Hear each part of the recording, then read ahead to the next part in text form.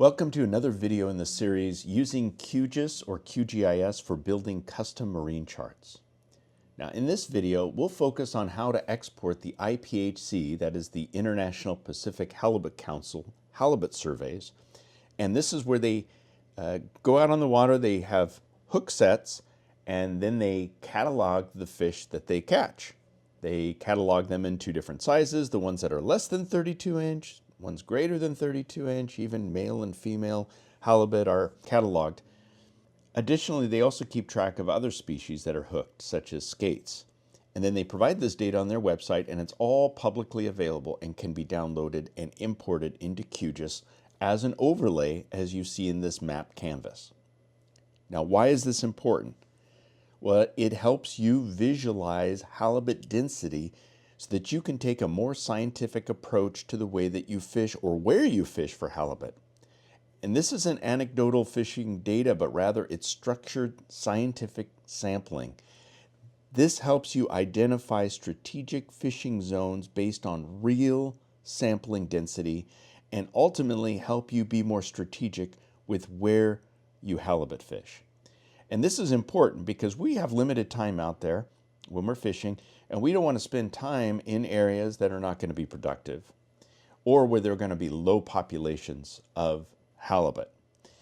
The beauty of this is the IPHC has already gone out and done the scouting. They do this each year, and they provide that data so that you can see what areas are going to have higher concentration of bigger fish.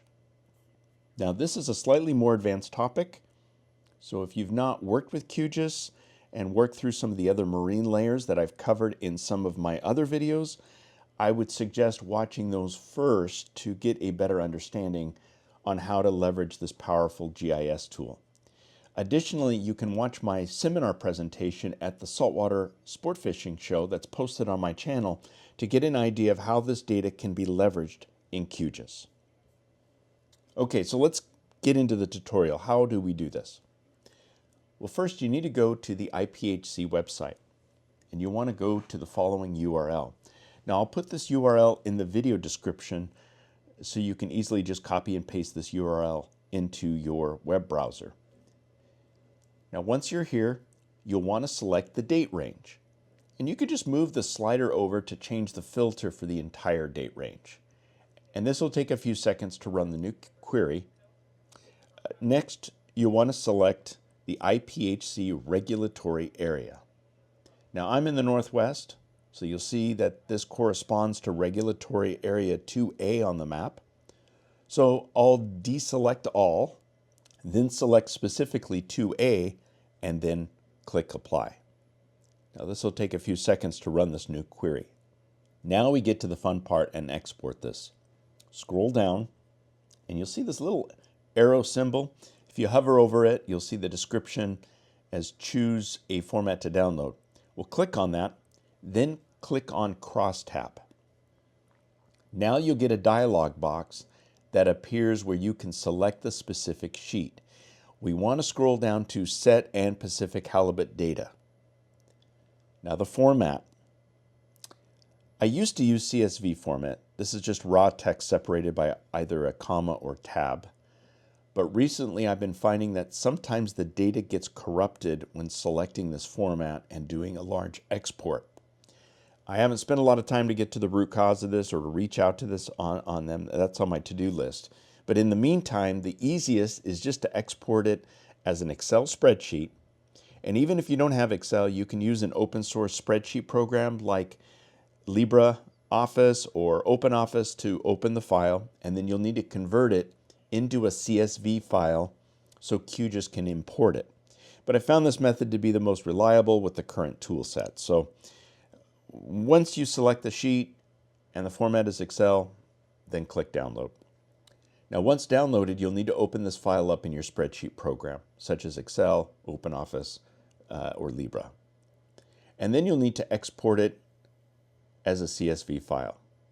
Now in LibreOffice, you can select the file type as text CSV, but you'll also want to click on this option to edit filter settings. This allows us to confirm that we're going to use a comma as the delimiter or separator of each of the fields of data. That should be the default, but you just want to confirm to make sure before you actually save this. Now, if you use Microsoft Excel, the default CSV format is indeed comma. So as long as you select that file type when you do a save as, you should be fine. All right, now that the file is saved in CSV format, you're ready to import the data into QGIS. So here I have an existing project, and if you watch my other videos, this should look familiar with the NOAA charts as the bottom layer and then the superficial layer above that. Now we'll want to add our IPHC Halibut data that we exported as a new layer into QGIS. To do that, click on the layer in the pull-down menu, then select Add Layer, and then you want to select Add Delimited Text Layer. Now we need to get our file ready for import. Select the file that you exported from your spreadsheet program, that CSV file, and then you can give your new layer a unique name in the field below the name if you desire. By default, it uses the file name. I'm okay with that in my case. Under File Format, make sure CSV format selected. Then under Record and Field Options, make sure first record has field names is selected. Also make sure Detect Field Names is selected also. Then under the Geometry Definition section, here is where we want to take the latitude and longitude coordinates that are in the HPHC data and use that for our location of each halibut catch record.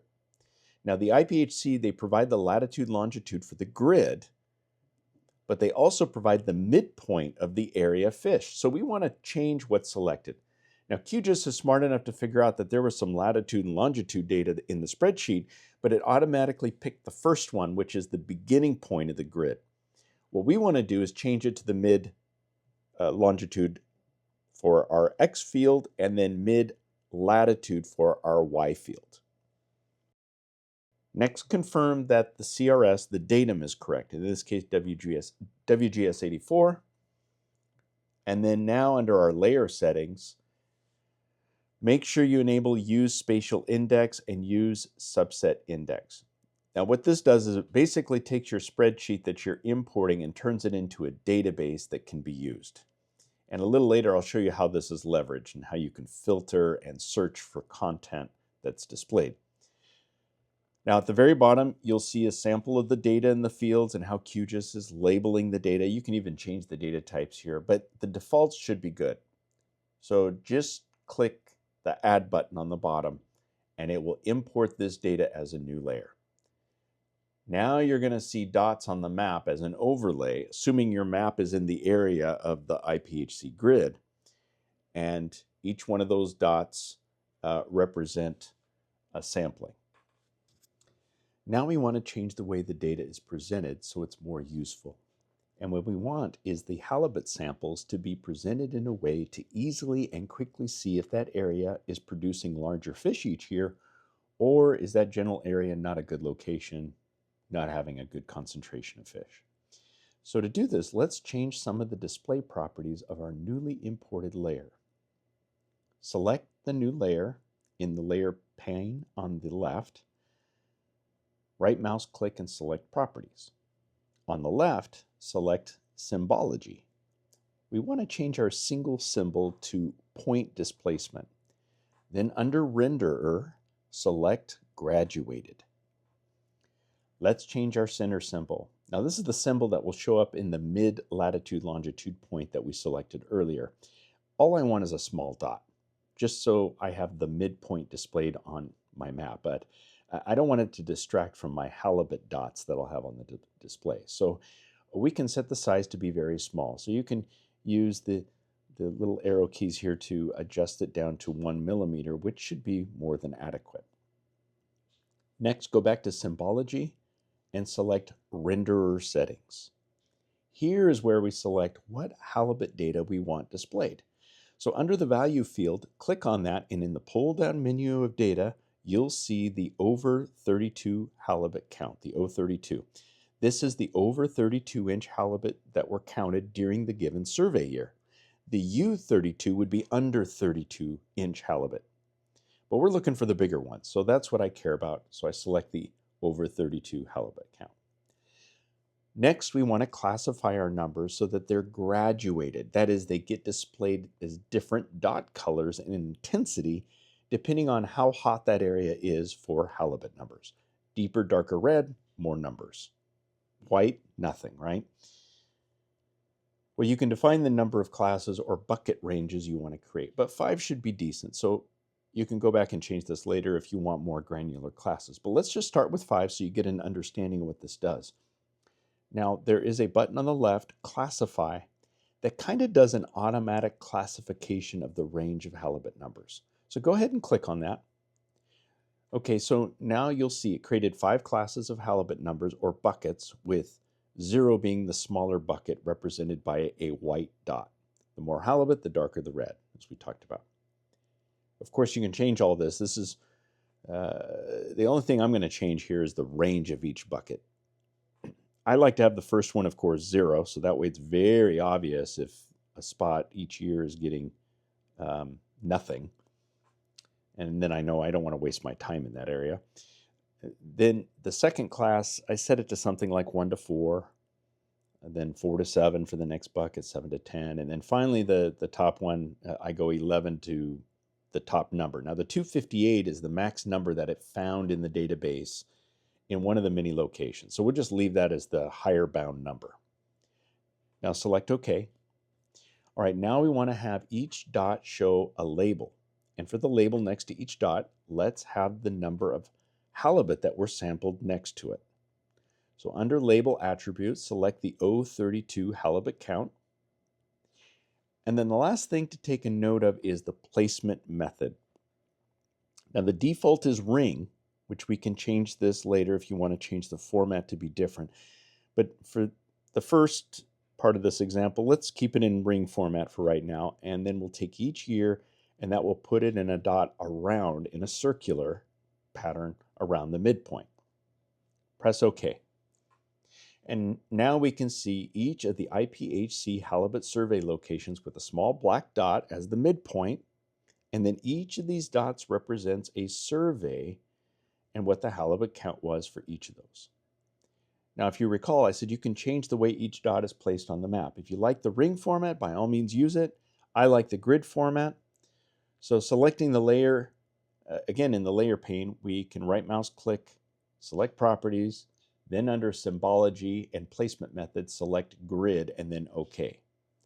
Now you'll see the dots displayed in a grid format. Either format works. It's just how you like the data presented that makes more sense to you, okay? Now you may have noticed on the left in the layer pane that each of the 5 classifications of halibut counts are listed and the color of each one. Now you can selectively turn each of these off and it'll hide them on the map. Additionally, if you want to see the details of any specific dot, then make sure you have the IPHC data layer selected on the left pane on the left, and then select the Identify tool in the toolbar. Now you can click on any of the dots and you'll get the details for that specific survey sample, which includes things such as the actual month, day, and year of the sample. All right, remember I mentioned earlier that we imported this and converted this as a spatial database? Well, let's show you how you can easily filter like on a specific year. Let's go back to our layer properties, but this time select Source. And then on the lower right-hand side, you'll see the Query button. Click on that. Now you can filter on any data. So let's use a simple example. We're going to filter on the year. So add the year, and then you'll see the equal operator that you can add and then type in the year. So let's use 2025 as an example. Now if you click on the test button, it will run the query and tell you how many samples you're going to get on that hit. That way you know your filter is actually working. All right, now just click on the OK button. Now on the main map canvas, you're going to see less dots because we are only displaying what samples were taken in the year 2025, since that's what we're filtering on. All right, let's go back. Let's change what we're filtering on to a bigger window. Let's say 2019 and above. So we can use the greater than equal to operator and specify the year 2019, which is going to give us 2019 and newer. Click OK, and now you'll see more dots. So hopefully this helps you appreciate how you can use the query function to filter the data down to what you care about and what you want to actually see. Well, that pretty much wraps up this portion of the presentation, and I hope this was helpful if you're wanting to import the IPHC data into QGIS as an overlay. Now, there's a lot more data available on their website, including skate numbers, sablefish, other species of fish in some of the regulatory areas that can also be imported. So have fun with this. Use this data that is freely available. Now, if you like this video, please give it a thumbs up. And if you have any other questions regarding QGIS related to making custom marine charts, please let me know in the comments. Until then, take care, and we'll see you next time on Advanced Fishing and Outdoor.